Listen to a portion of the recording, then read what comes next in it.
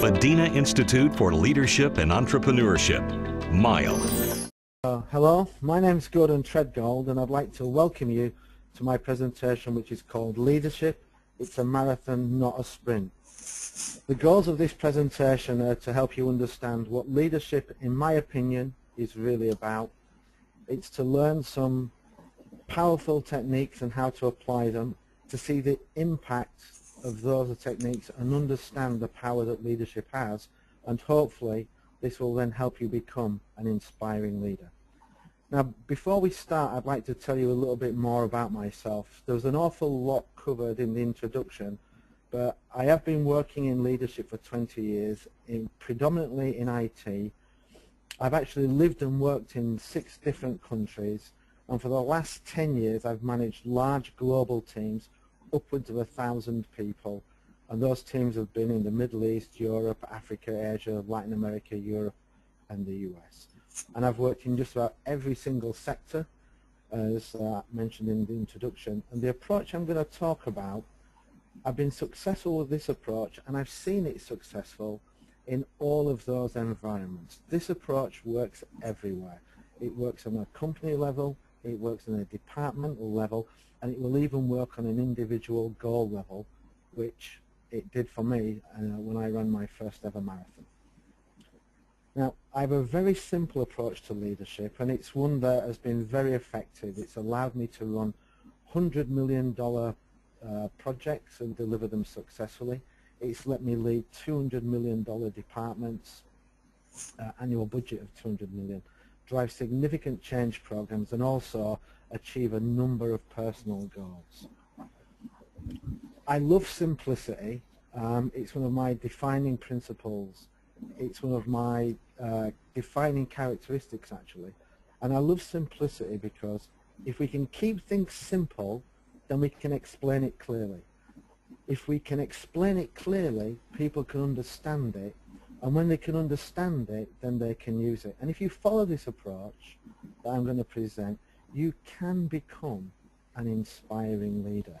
It might seem very simple, but what we mustn't do is we mustn't confuse simple with easy. So, what's my approach to being a great leader and an inspiring leader? Well, there are 3 simple, basic elements to being a successful, inspiring leader. These are: we need to be able to create an inspiring vision, one that will give our team something special to aim for and will get them fired up and ignite their passions. We need to create the belief that they can and will be successful. And then lastly, once we've done that, we need to encourage them on this journey towards success. Now, when we create an inspiring vision, it gives our teams a strong desire to achieve the goals that we've set. When we create the belief that they can be successful, then we have a highly motivated team, one that's inspired and one that requires actually very little management, as they are keen to achieve the goals that we've set them, and they know how to achieve them and that they will be successful. And when teams have desire and belief, then in my experience, they will work hard to achieve those goals. This is what will get them to put in the extra effort and to go the extra mile. It's when teams lack desire and belief, or both, that they quit, and then they won't put in the effort that is needed. So if we can get these first 2 steps right, building, creating an inspiring vision and creating belief, then we have put our teams on the path to success. And this is what leadership is all about. And the more we lead, the less we have to manage. So we need to get the vision right, create that belief, and once we do that, then all that's left for us to do is to reward and recognize them on that road to success. So, how do we create an inspiring vision? Well, when we create an inspiring vision, it needs to have these 3 components. We can do it with just a couple of them, but the more of them that we have, the more inspiring the goal and vision will be. Now, we need it to be a big, bold goal. We need it to be aspirational, because when it's aspirational, This gives it a sense of importance to our team and a reason for achieving it. And then the goal needs to have a strong reason for why we're going to do it. And the more power we can get into these three items, the more inspiring our goal will be and the higher the probability of our teams achieving it. Sorry about that. So how do we create big, bold goals, and why do we need to create them? Well, our goals need to be big, bold and beautiful, because small goals don't inspire anybody. And if we can get the goal right, then this can have a huge impact on the organization and get everyone excited and aligned. My favorite big, bold goal actually inspired an entire nation and in fact an entire generation. And this was when Kennedy in 1961 announced that he was going to send an American to the moon and back safely by the end of the decade. This was a big, bold goal which actually took on a life of its own, and it continued on after the death of Kennedy until it was achieved in 1969, just before the end of the decade. Now, with our goals, we need to capture the imagination of our teams. We need to ignite their passions, and it's only big, bold goals that will do that. Now, what we can't do is we can't set a goal like putting a man on the moon. But what we need to do is we need to find something that is big in the context of either ourselves, our departments, or our companies. In my own department, we've looked to set some very big goals. We looked to increase our on-time delivery from 35% to 70%, and this inspired the team to go out and achieve it. But we can also set inspiring goals on a company level.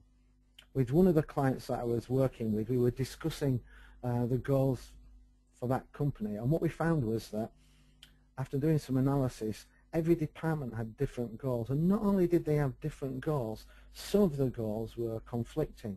And when I brought this up in a review meeting, the team were quite surprised, and they said, what do you suggest? Do you think we should just have one goal for the entire company? And I said, well, that could be one way to do it. And if we were to do that, what do you think that one goal should be? And as we discussed it, they said, well, currently we are ranked number 92 in our sector, and if we had one goal, it would be for us to be in the top 50.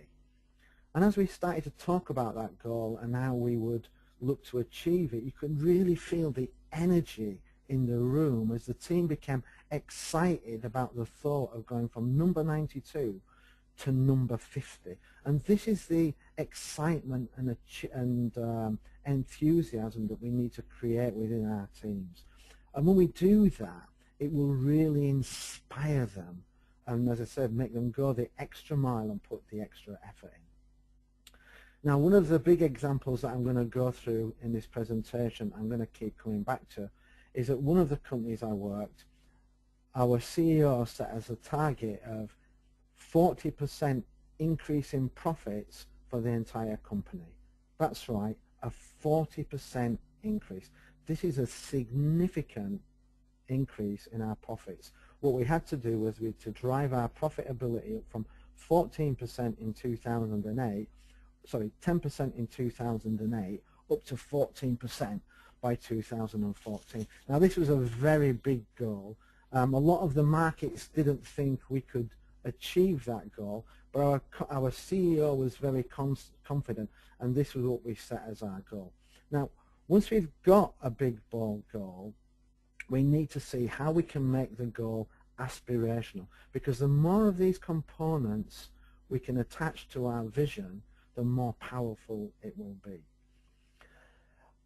Now, when we think about aspirations, what we think about is people's dreams, and people might want to be a heavyweight boxing champion of the world, they might want to be a rock star, they might want to score a hat-trick in the World Cup final. So how do we align our goals with people's individual aspirations?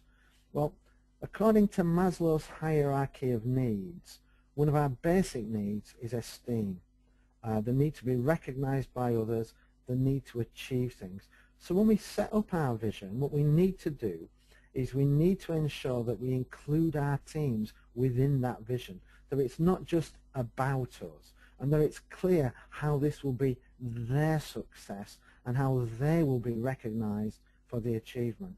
And when we do that, we make it personal to them and consequently more inspiring. In my own department, our team craved recognition from the business for the great work that they were doing, and quite often we got no feedback from the business, and this is why we set the target at 70% for our on-time delivery of small projects. This was double the previous target, and it was personal to the team because it was clear to them that if they achieved that, then they would get the recognition from the business that they desired. Now, some in the team thought an increase from 35 to 70% was too big, and that we should maybe set a target of 50%. But to be honest, that wouldn't be inspiring. It would have just been a small incremental improvement, and no one aspires to make small incremental improvements, especially when you're only achieving 35%. Additionally, we were unlikely to get any positive feedback from the business if 50% of their projects were still delivered late. Now, another way to make visions aspirational, because everybody's motivated to some extent by money, is to align bonuses with the goals that we set.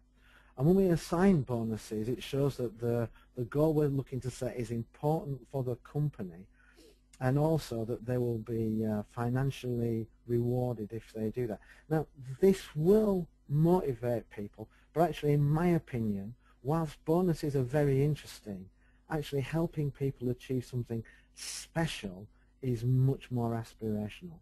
Bonuses, they're just the cherry on the top. What we need to do is we need to come up with goals that will increase their respect and give them more recognition, because that is far more motivational than money alone. For our 14% EBIT target, our CEO solved this in two ways. One way, he told us that this was going to be great for the company. This would make us one of the top 3 within our market. Everybody wants to play for a winning team or to work for a great company. So this is something that actually touched the aspirations of many of our staff. And secondly, they offered a special bonus. They would give us a double bonus in 2012 if we achieved this goal. Now, this was a significant financial reward, but it also showed how important this was to the company. Now, when we believe in our goals and we believe that they are important, that they have a higher sense of purpose, they become much more important to us as well, and consequently more desirable and more inspiring. So if we can give our goals a strong, sorry, I've just noticed the presentation's gone back on. So if we can give our goals a strong power of why, a strong reason, a strong purpose, then it will allow us to help create a teams which are more determined to achieve. Now, a great example of this from my experience was I was working for a logistics company, DHL as it turned out, and we had a project where we had to increase our on-time delivery of parcels. And at the project kick-off meeting, we met with the business project manager, and he asked the team, so do you know why this project is important to us? And we answered with, standard answers. It's to increase profitability, it's to increase customer satisfaction, is it to reduce costs? And the business project manager answered no to each of these questions, and then what he said really surprised us. He said, this project is important because there is no Father Christmas. Grandparents who are sending presents to their grandchildren want them to arrive on Christmas Day, not the day before, and they are relying on us to make that happen. And it's the same with birthday presents. Parents who are away from their children and family and friends who are sending presents, they want the presents to arrive on the day of their birthday, not 2 days or 3 days later. We also send a lot of medication by post, And what we want to do is we want to make sure that people who are ill and who are suffering get the medication and get the relief when they need it, and not 2 to 3 days after. Now, imagine how you would feel if you were in a team that had such a strong purpose. We were doing this because we were replacing Father Christmas. It wasn't just about money. This gives a team an absolutely tremendous boost. They could see why this was important, and this was one of the most highly motivated project teams I have ever been involved in, and that project was delivered both ahead of schedule and under budget. Another example of a strong power of why is when I decided to run my first ever marathon at the age of 52, I did it because I wanted to raise money for cancer. I had several friends who were going through chemotherapy, and it was my desire to help those friends that got me out of bed at 6 o'clock on cold winter mornings and got me out there running in the cold, the rain and the snow. It wasn't because I wanted to run 42 kilometers. Previously, I tried to run just a 10-kilometer event, but I ended up quitting on that because it was just a fun run. The reason for doing it wasn't important to me. The why wasn't strong enough. Now, we can't always find whys as great as those, but what we can do maybe is explain why we are doing the project and why it's important to the company. So for our goal of 14%, what our CEO told us was this was extremely important to the company, because if we could increase our profits by 40%, it would allow us to significantly increase our cash reserves over the next 3 years. And if we could do that, it would put us in a position to make significant acquisitions which would strengthen our market position.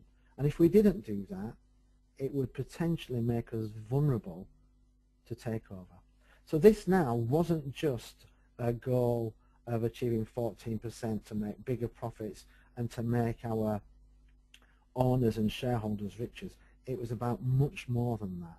So many of us saw that firstly this was about survival, and then it was about becoming a serious contender within our market, which is a fantastic why, because it really plays into our aspirational desires, because we all want to work for great companies and one of the market leaders. So we need to create an inspiring vision, and to do that we need to create big bold goals which excite us. We need to show our teams why this goal is important, how they're going to be recognized, why it will be beneficial to them, how it will help them increase their self-esteem in order to make it aspirational. And we need to give the goal as strong a why as possible. The better the sense of purpose we can give it, the more inspiring the vision will be, and the stronger the desire of our teams to achieve it. Now, inspiring goals are the first step on the road to success, and if we can do that, we are well on the way to achieving our success. So the next thing we need to do is we need to create belief. Now, once we've got an inspiring vision and we've built the desire in our teams to achieve it, then we have to create the belief in the team that they can and will achieve that goal, that vision, that target. And once we do that, we'll have an extremely powerful, passionate, enthusiastic team, and there will be nothing that will stop them from succeeding. I've seen this happen many times, and when teams have belief and desire, they can move mountains. Now, to create that belief, we need to provide them with positive examples so we can show them what's possible. We need to do that to give them confidence that it can be done. We have to provide an approach showing how they will be successful, and then we need to break it down into small manageable chunks so that we can start to make early progress, have some quick successes, and build momentum. Now, the first thing we need to do is we need to create belief by finding examples of others who have taken on similar challenges. Now, this could be in the same area, or it could be in similar areas. And when we find these examples, it will give our teams confidence that they are not being asked to do the impossible, that others have achieved this before, and therefore it is in fact possible.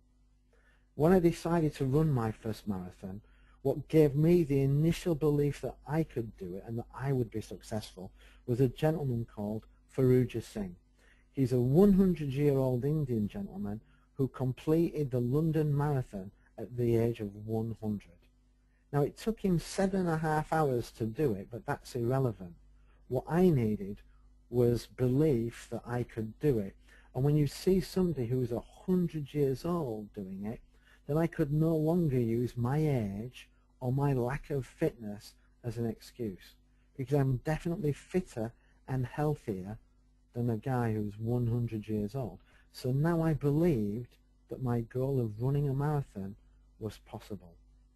And as leaders, it's important for us that we believe in what's possible and that we show full confidence and that we believe in our teams, because then when we take a positive attitude, we actually increase the probability of success, as our teams often rise to meet our expectations. And also, their belief in them starts with our belief in them. So we need to show we have belief in our teams, and we need to show it consistently. With my own department, one of the projects we ran was we looked at outsource IT to one of the major outsource providers, and we wanted to do it in an onshore-offshore model where 70% of the work would be done offshore, because then this would give us the biggest operational saving. Now, many of my colleagues told me this wasn't possible, but I could show them that not only was it possible because I'd successfully done it at other companies, and I could show them this, but also one of our biggest rivals had achieved it. And not only had they achieved it, they'd hit a goal of 80%. So us looking to shoot for 70% was clearly very much possible. This not only gave the team the belief that they could do it, but actually they set a stretch target for themselves of 85%, because what they wanted to do was they wanted to beat our closest rival. So a really inspiring target there. In our goal of hitting 40% EBIT, what gave us belief that that could be done, because 40% growth to 14% is a huge target, was that actually 14% EBIT was the average for our sector. So not only were many companies already achieving it, there were several who were exceeding it, with some achieving 16, 17 and even 20% profit. So we knew that although 14% was a significant increase on what we were doing, 10%, it was possible as others were already doing it and even exceeding it. So we were not being asked to achieve the impossible, which helped create our belief. Now, once we've found the examples, what we need to do is we need to show our team how they can be successful. We need to come up with a plan that shows them what they need to do. And this plan can even be at a high level. We need to create a simple plan. The simpler we can explain what needs to be done, the better our teams will understand. And when they can understand it, it will increase their belief. And then all that stands between them and success is just hard work.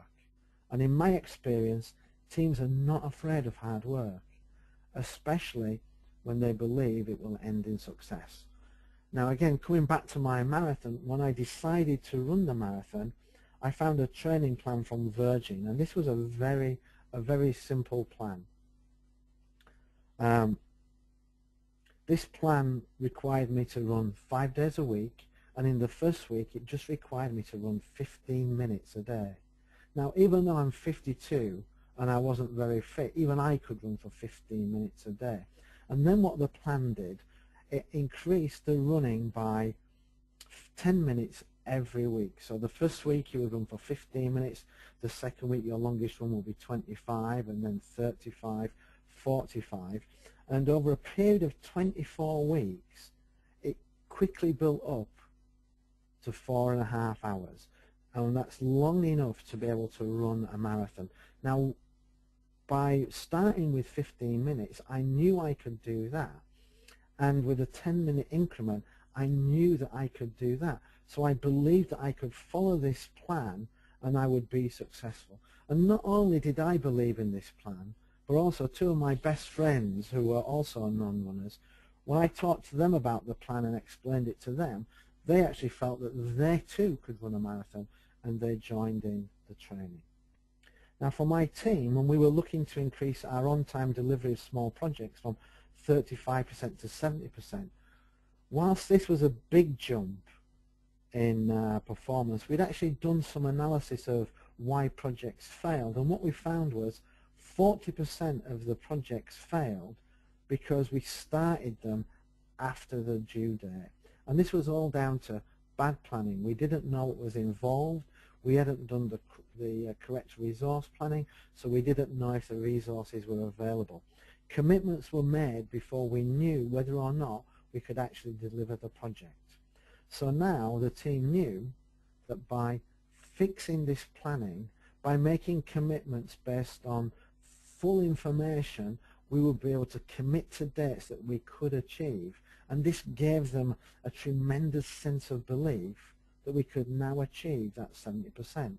All we needed to do was better planning for the 40% that failed to be delivered, and then deliver them, and we would be well on our way to 70%. For our goal of 14%, we had a very simple plan there which everyone could understand. Basically, our plan was increase the revenue by 3 to 5% and in parallel reduce the cost. And if you do that, then you will definitely increase your profitability. And we had a very easy to understand, not easy to deliver, but an easy to understand plan for how we would reduce our cost. We didn't need a plan for the sales because we were pretty much hitting 3% every year, so it was only a small increase to 5%. But for the cost reduction, we had some very easy to understand approaches to do that. We were going to consolidate our suppliers to increase our buying power. We had far too many suppliers and we weren't getting the best deals available to us. We weren't leveraging our buying power. In the IT department alone, we were able to forecast a 42 million euro annual saving by consolidating over 100 partners down to 4 strategic partners.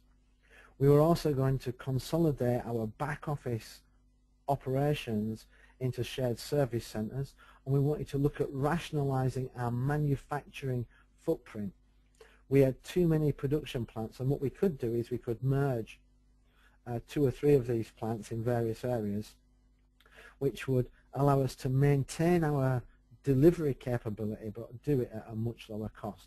And then lastly, what we wanted to do was we wanted to increase our net working capital to reduce our debt. So we had a very simple plan: consolidate our suppliers, consolidate our back offices into shared services, rationalise our manufacturing footprint, and get our debts under control.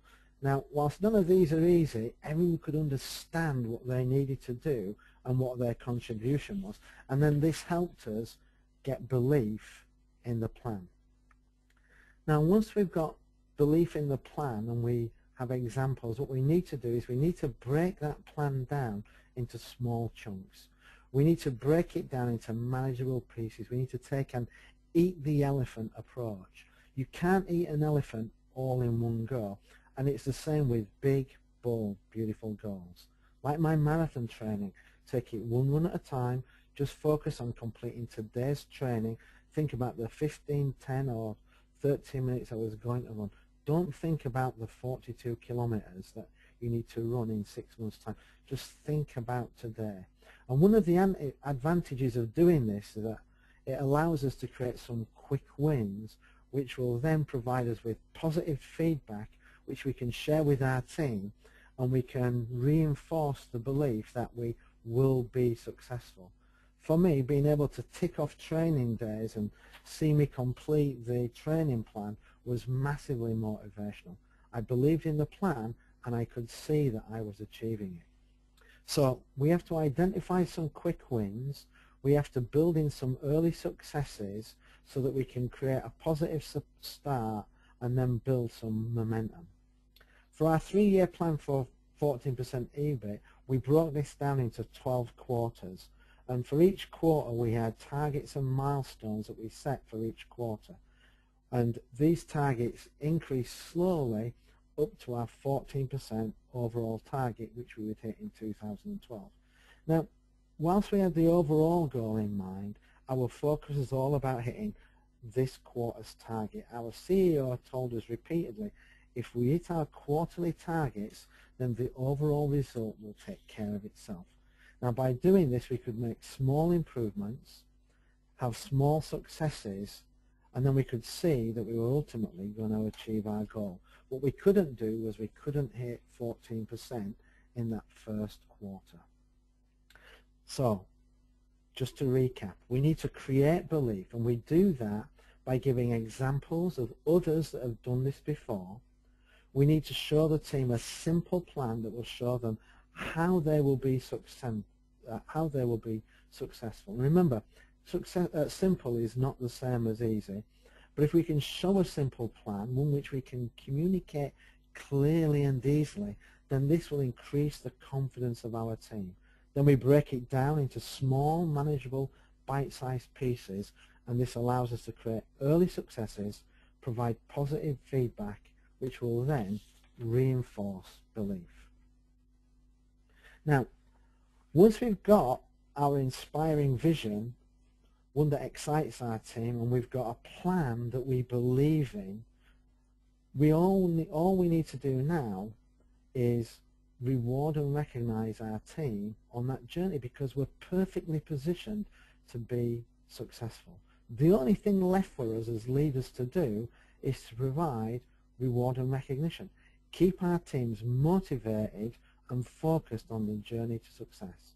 The better we can do these first steps of creating that vision and the belief, which is what leadership is all about, the less management we'll need to do during this execution phase.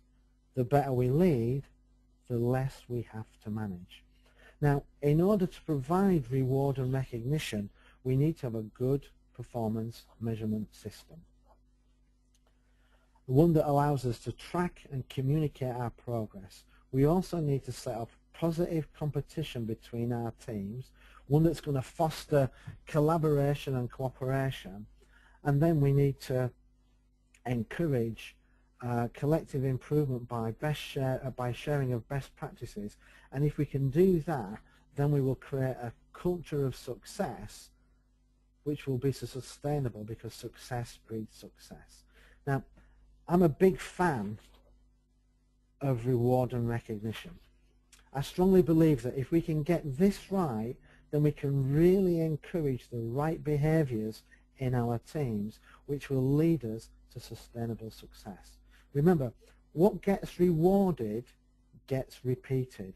So by rewarding success, we are encouraging our teams to be successful again. When we reward a team, it has more to do with encouraging them to be successful a second time than it is about rewarding their current success. In many companies that I've worked for, they frown upon rewarding and recognizing small improvements. They feel that their staff are too well paid to do their job, and what they want to do is they want to reserve reward and recognition for big successes only. Now, in my experience, if you only reward and recognize big successes, your chances of achieving them are very small. We need to start by recognizing the small things. Look at the way we cheer and celebrate when a baby takes its first step. Did it walk? Did it run? Did it complete a first marathon? No, it just took 2 steps and then dropped onto its bottom. But we applaud and we cheer because we want it to try again. We know that it's these first few faltering steps which will eventually lead our children to being able to walk, and then they'll be able to run, and then maybe, who knows, they may be even capable of running a marathon. So we need to foster reward and recognition. Now, to do that, we need a measurement system. And we need to remember, what we measure, we will improve. So we need to have clearly defined measurements which show our progress towards our goal. And we need to break these measurements down for each of our teams. This way, we can provide reward and recognition for each team as they contribute to the overall goal. And for any teams that are not making the required progress, then we can look to give them the support to help them get back on track.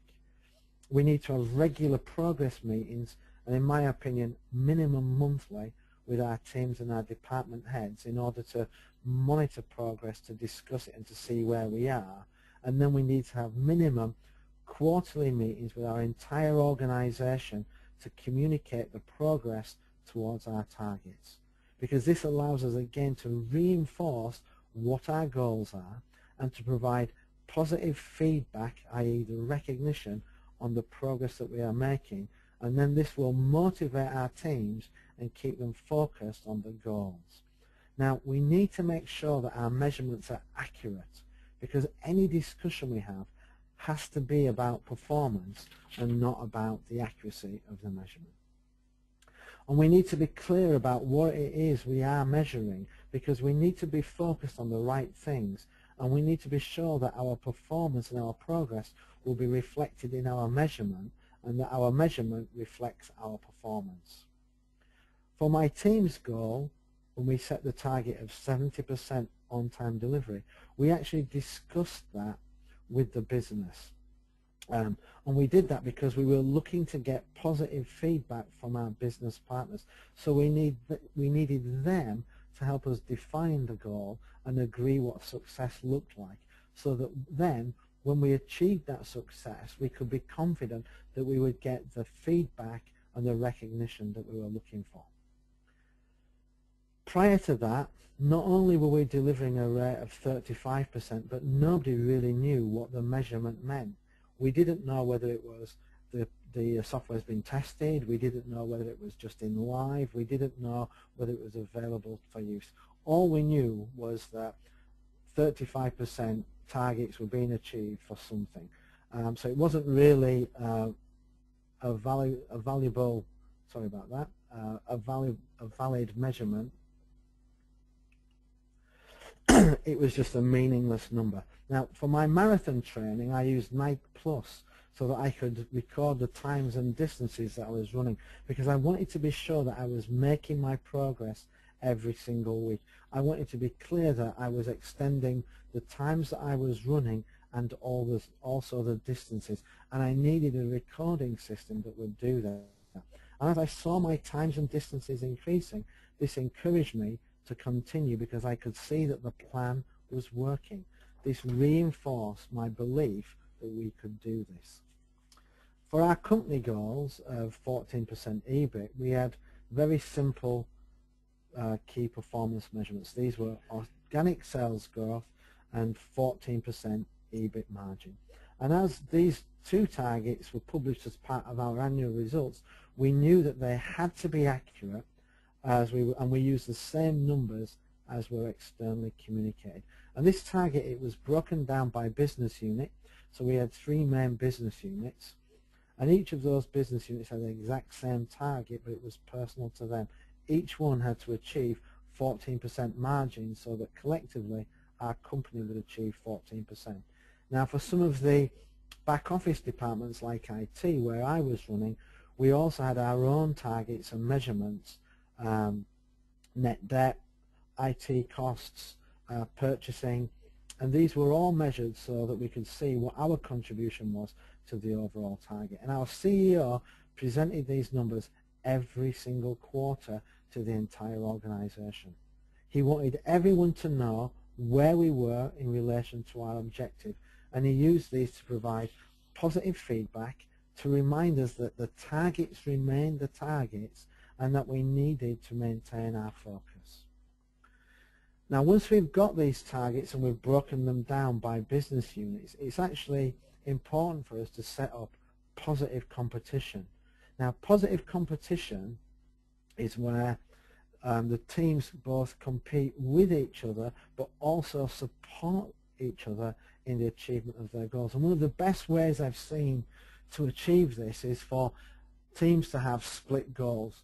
50% of their target and their bonus aligned with their individual performance, but also 50% tied to collective performance. And when we do this, this encourages our teams not only to be the first to achieve their goal, but once they've achieved it and they've been individually successful, to then come and help the other teams achieve their goals too. If we just had individual goals, then there's no incentive for teams to support each other and to share best practices. And as a company, we're looking for all our departments to be successful, not just one or two of them. And if we can have everybody hitting their targets, then this allows us to drive performance to a significantly higher level. There is a common view, and I've seen this in some of the companies I've worked in, that it's only 20% of an organization that does the majority of the work. And consequently, some of these companies focus all their attention on improving just that 20% of the organization's performance. But if we can get all teams, all departments performing at a higher level, we will significantly improve our performance.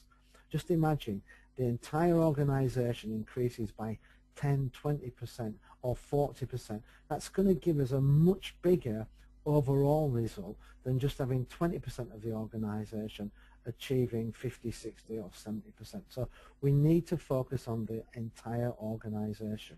As Michael Jordan says, talent wins matches, but it's teamwork and intelligence that wins championships.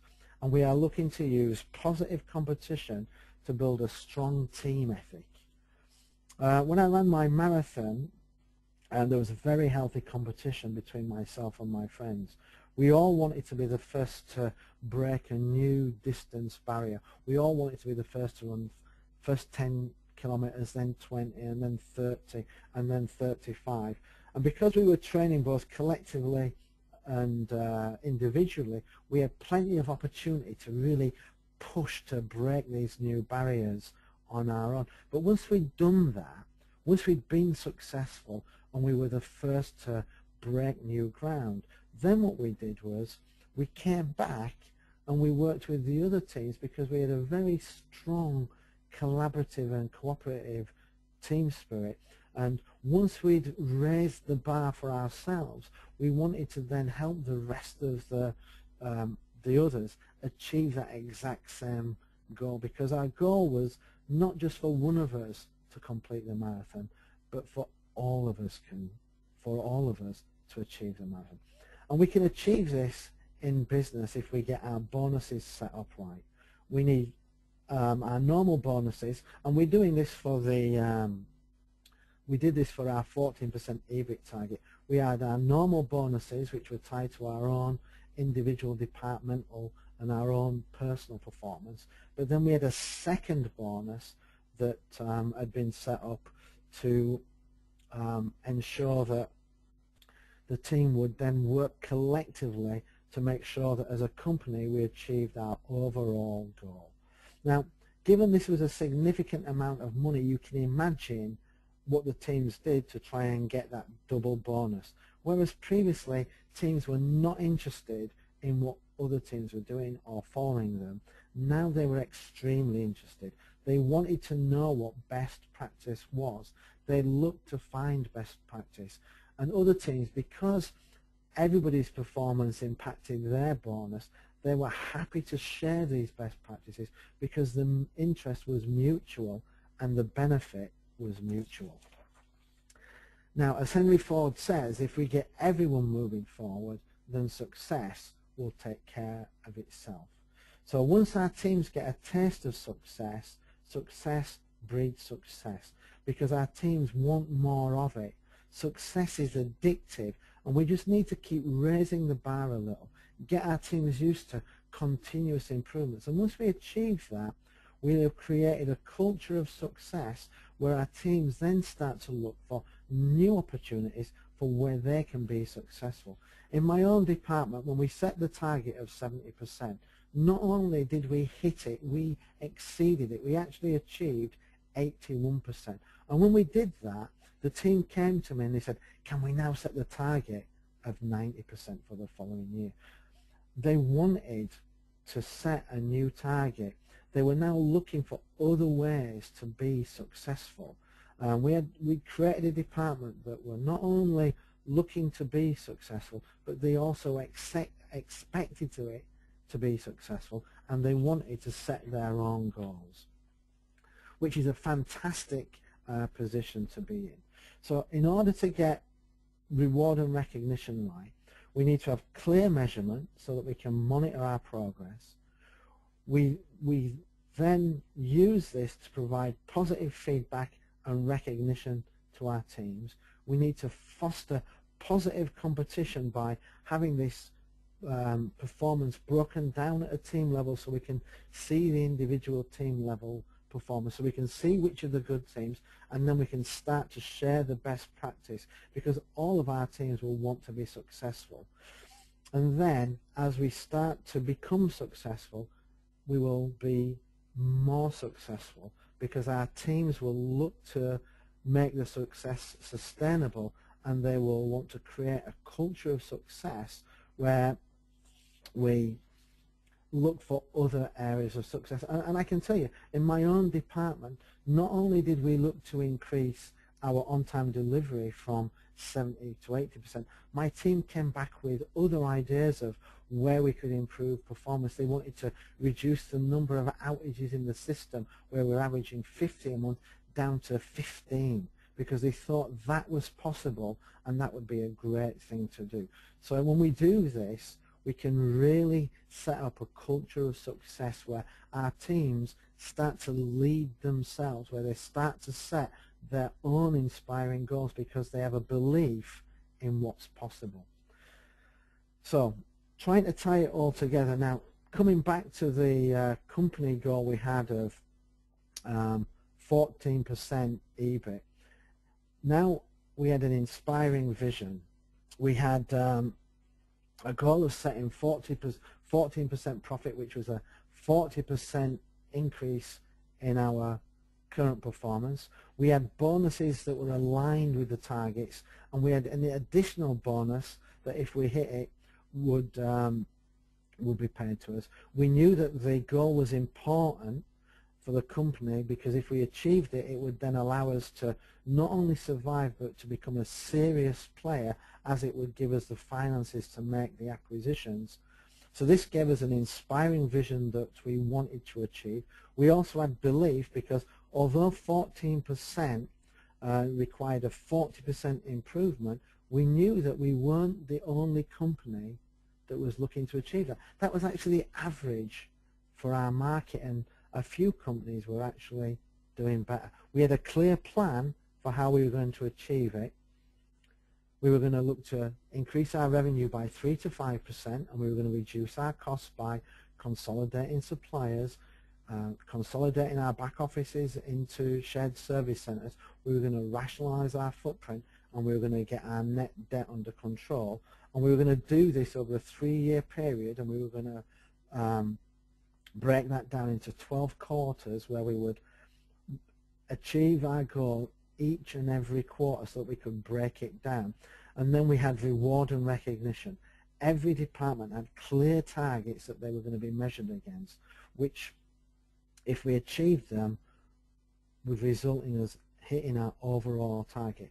We had our CEO who provided quarterly feedback showing us the progress that we were making, providing positive feedback to the team. And this encouraged our teams because as they could see that we were making progress and as they started to achieve their goal, then it encouraged them to share best practice so that other teams could catch up and collectively we could all hit our target. And once we did that, the result was that in that after that 3-year period, not only did we hit 14%, we actually hit it quite easily. I think we achieved 14.3% overall. But not only did we hit it, we had such momentum that was built up by taking this quarter by quarter approach that by the start of 2012 it was clear to us that by barring disaster we were definitely going to achieve that goal. And what happened then was the team started to ask, what next? Are we going to set the target for 2014 at 16%? Are we going to set the target at 18%? The teams wanted to know because they wanted to start preparing for it. They knew we were going to hit this goal, and now they wanted to set the next big goal. We had now created a company where the culture was one of success and where the teams were looking for that next big challenge, that next big goal. So if you want to be an inspiring leader, we need to create inspiring visions for our teams, our departments and our company, ones that are going to create a desire within us to achieve. We need to create a belief that they can and will be successful. And lastly, we need to provide reward and recognition on that journey to keep our teams motivated and focused until they reach that goal. And if you can do that, you will have created a winning culture. You will be achieving sustainable success. But this takes time to create because we're looking to try and change the culture of an organization. If we go too quickly or we take too many shortcuts, then any success we achieve may quickly disappear. This is a medium to long-term process, and this is why leadership is a marathon, not a sprint. So, thank you very much. I know we covered an awful lot of ground there, but I'd now like to open it up to questions. Thank you. Well, thank you very much, Mr. Gordon. Folks, we are open for the Q&A. If you have any questions, you could either post in the question box or you could raise your hand and we can unmute your microphone so you can speak to Mr. Gordon. I think there's a hand already raised, so let me go straight to the caller to find out. Mr. Rakan Abunayan. Mr. Rakan Abunayan, you've raised your hand, sir. Could you please introduce yourself and ask the question? Hello, Brother Rakan Abunayan. Can you hear us? Hi, Rakan, can hear you. I believe we're having some audio issue with Mr. Rakan. Let me move to another caller. We have Dr. Muhammad Faridi. Dr. Muhammad Faridi, can you hear us? Could you please introduce and ask the question? Yeah, hi. I'm Professor Muhammad Rashad Faridi. I'm working in one of the public universities in Kingdom of Saudi Arabia. And first of all, thank you very much, Gordon, for your sharing your good long-term experiences in terms of leadership. My quick question is that we've seen that leadership is more focused in corporate and off late on public undertakings where the stakeholders are more accountable for.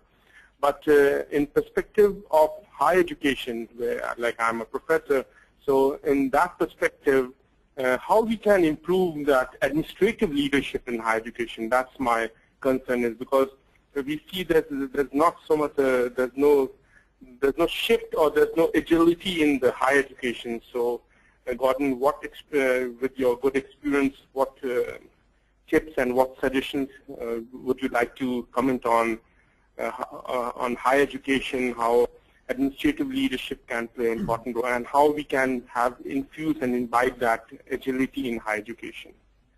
So, so I've been made visiting professor at Staffordshire University, and this is one of the first places that I spoke, and this was the organization where we talked about looking at moving from being ranked in the high 90s up to the top 50.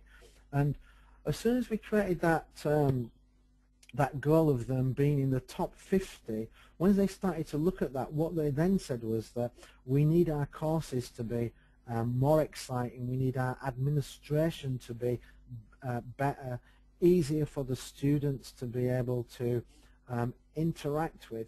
And by having a goal that was about becoming one of the top 50 universities, that then gave the team the idea of, well, what can the administration department, what do they need to do in order to be top 50, and what can they do to help the university move from where they were into the top 50. And I think for administration, what we need to do is, I mean, administration is a must-do task, but what we need to do is we need to find a way of tying it into more aspirational goals, like being in the top 50, or how can we make ourselves easier to deal with in order to get that the motivation in order to move forward and to improve it.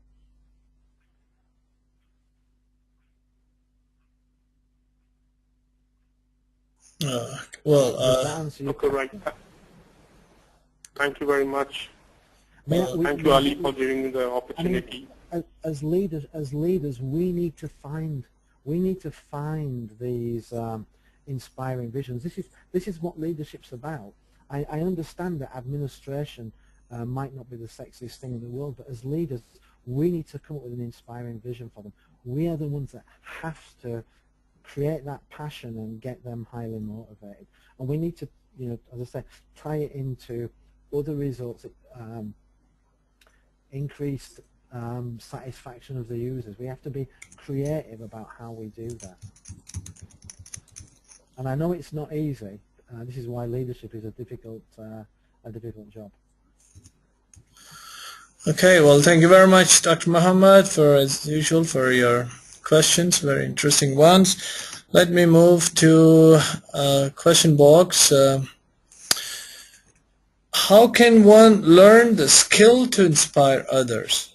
Can the skill be adapted to inspire others, or is it too artificial to be worried in your role as a leader to think about inspiring others?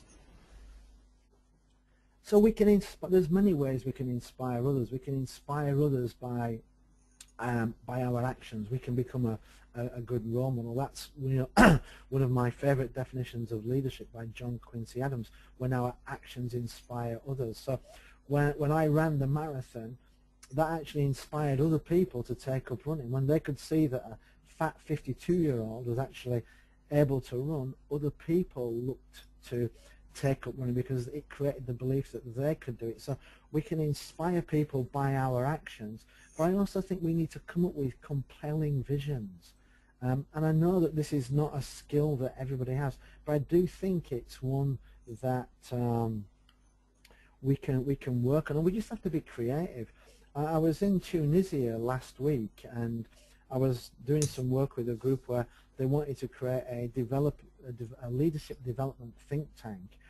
And as we started to talk about what the goal was, somebody said, well, our goal is to create good leaders. And I said, that can't be our goal. It has to be more inspirational than that. Why don't we make our goal to be the center of leadership, youth leadership development in the whole of the Middle East? Wouldn't that make you feel great to be part of something that did that? And they looked at me and they said, yeah, that would be great, but we could never do that. We're just Tunisia.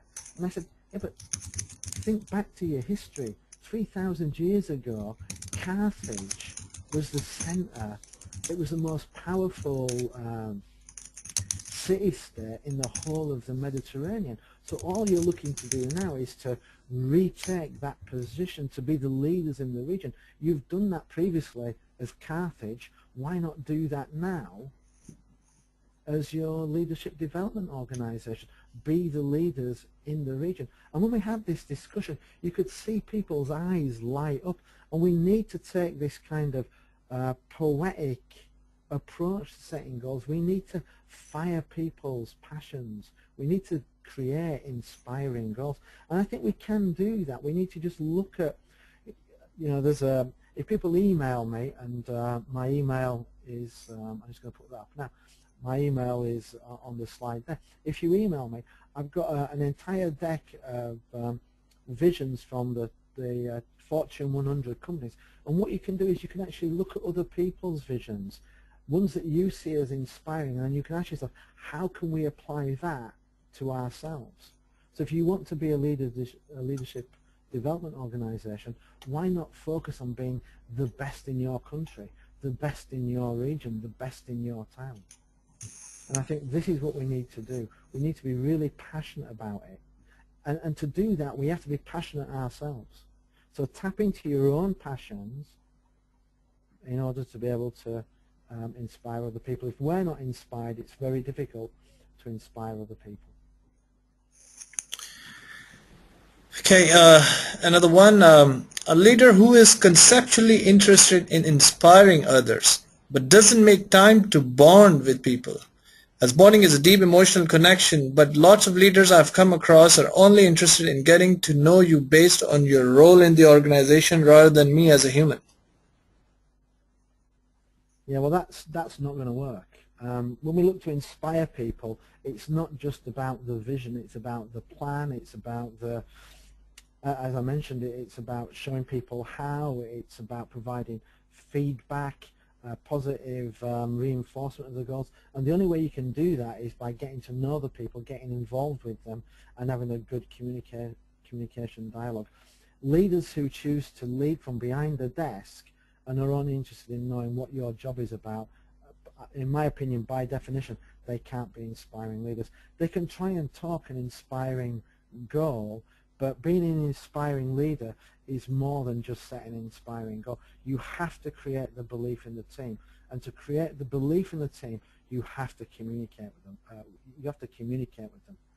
I can't tell my organization, and if I'm a football team, I can't just send an email to everybody and say, guys, we're going to win the Champions League, and hope that that's going to inspire them. I need to talk with them about how we're going to do it, give them examples, communicate, stoke up their emotions, and create that bond with them. And if we don't do that, then we won't be inspiring leaders. Sorry to say that. Well, that really brings us towards the end of the webinar. I would like to thank you, Gordon Tredgold, for your time, and special thanks from Mile. Any concluding remarks that you would like to give before we dismiss out? Yeah, I just come back to what I said right at the start. If to be an inspiring leader, we need to create an inspiring vision, we need to create belief, and if we do that, then we don't need to manage the teams so much. All we need to do is just reward and recognize them, because they will go the extra mile to deliver. And if anybody's got any questions that they'd like to ask of me, please feel free to email me and to ask. I know we've run out of time, which is a shame, but I'd be very happy to answer questions.